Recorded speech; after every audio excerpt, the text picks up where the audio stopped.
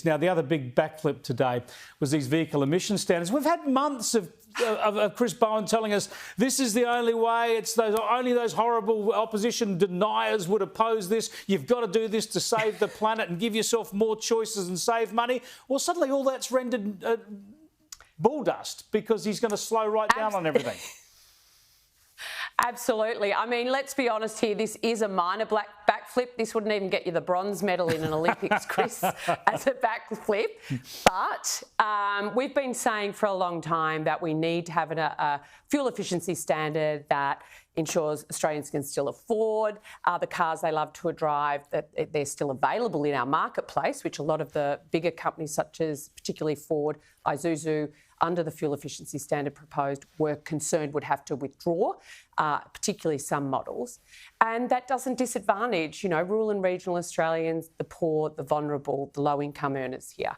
None of that changes under this. So please do not be thinking we've had a complete reverse here by the Labor Party on the fuel efficiency standard. He's slowing down dramatically, and this is what a lot of people have been calling for.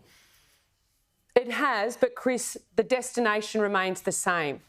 So you and I have enough science in our background to understand there was a linear trajectory to get to the emissions reduction.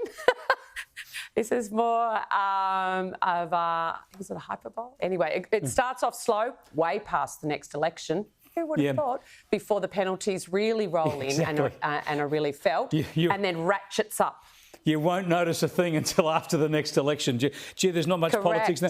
But in the end, they're coming for your Ford Ranger, but just not as quickly as they were coming for it.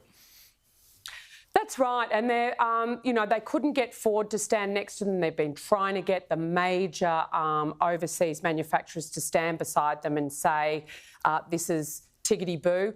They got Toyota there today, but I tell you what, the evidence from Toyota, the questions that they are answering, he wouldn't guarantee that prices wouldn't go up, etc. So prices for Toyota, Hilux, our Rangers, our D-Max, our RAV4 hybrids even, are all going to go up under this plan announced today. So it's barely a change.